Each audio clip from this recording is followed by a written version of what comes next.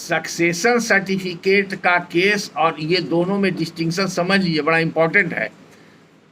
आज के तारीख में हम रिपीट कर रहे हैं, आज के तारीख में सेक्शन 265 में हाई कोर्ट को नोटिफिकेशन करना चाहिए था डिस्ट्रिक्ट डेलीगेट अपॉइंट करने का, जो नहीं किया है, अभी तक नहीं है। अगर नहीं है तो आज के तारीख में डिस्ट्रिक्ट जज किसी प्रोवेट और एलए केस को सब जज या मुंसिफ के यहाँ ट्रांसफ़र नहीं कर सकते, क्योंकि वो डिस्ट्रिक्ट डेलीगेट है नहीं। अगर आपके नोटिस में जहाँ जहाँ आप पोस्टेड है ऐसा हो रहा है, तो आप इसको डिस्ट्रिक्ट जज के नोटिस में लाएं, और आप हमको भी कॉल कर सकते हैं, व्हाट्सअप कर सकते हैं कि यहाँ पर ऐसा चल रहा है, फिर हम मैटर को हाई कोर्ट से टेकअप कर सकते हैं। दूसरी बात, अगर डिस्ट्रिक्ट जज के यहाँ है और डिस्ट्रिक्ट जज समझते हैं ट्रायल के स्टेज में कि इसमें कोई कंटेंशन नहीं है, कंटेंशन नहीं है का मतलब उसको बोलते हैं नॉन कंटेंसस, वर्ड इंपॉर्टेंट है।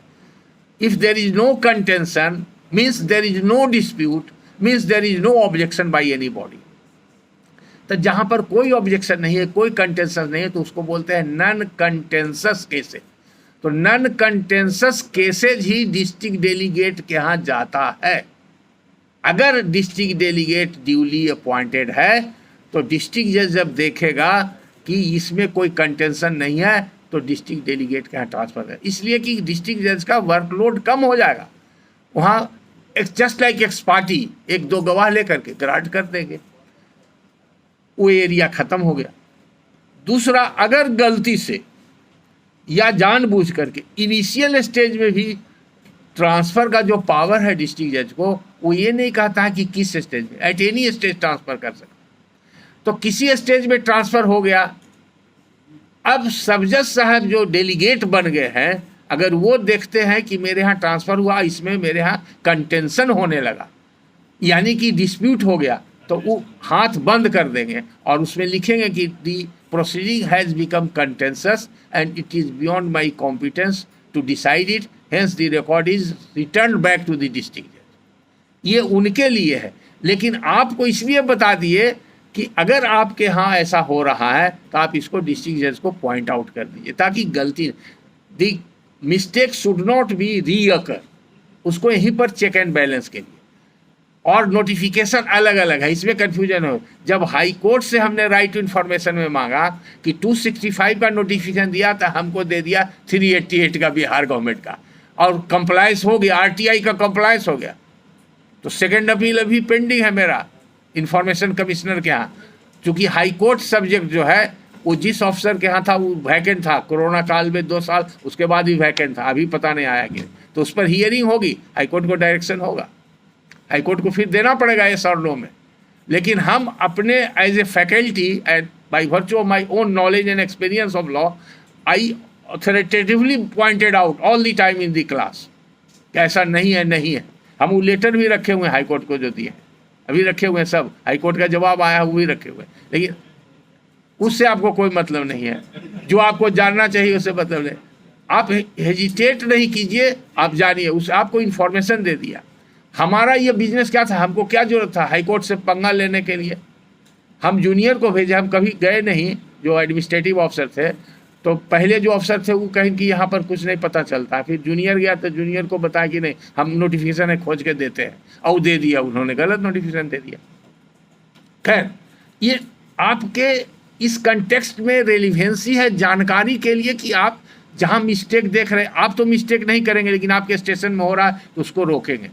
अब आइए मेन बात, अब यहाँ पर जो दे दिया गया है, हम 283 में आए थे और एक डिस्ट्रिक्ट डेलीगेट को यहाँ पर वर्ड आया, कन्फ्यूजन नहीं हो इसलिए एक्सप्लेन कर दिया। अब तो डेलीगेट के बारे में कन्फ्यूजन दूर हो गया।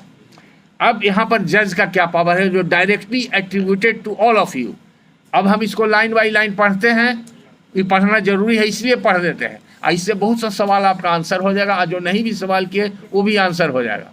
और आप लोग नोट जरूरत करेगा तो नोट कीजिए, और जो निकाले हुए मोबाइल में सेक्शन वो निकाल लीजिए।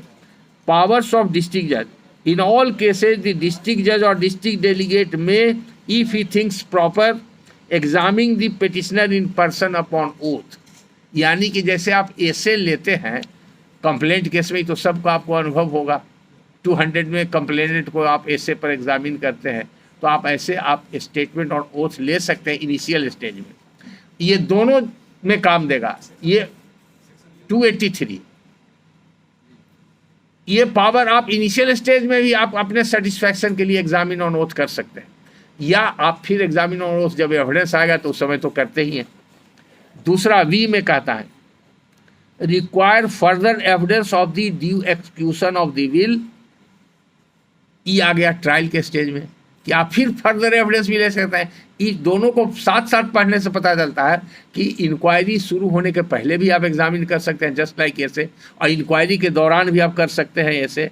आपका due execution of the further evidence और the right of the petitioner to the letter fide विशेष एज द केस में भी, तो प्रोबेट और डेले में दोनों में कर सकते हैं। कहीं बन गया? अच्छा 2 मिनट।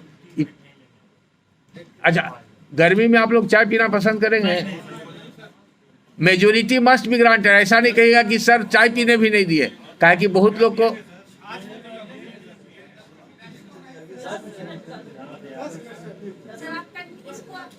अच्छा 5 मिनट रुक जाइए, 5 मिनट रुक जाए। और सुनो जी, चाय पीने के समय बांट देना, फिर बांटने में डिस्टर्ब होगा। टी ब्रेक में बांटना। इसको अभी पढ़िएगा नहीं, जब हम बताएंगे तो पढ़िए, नहीं तो रखे रहो, जब हम उस सब टॉपिक पर आएंगे तब इसको बांटना।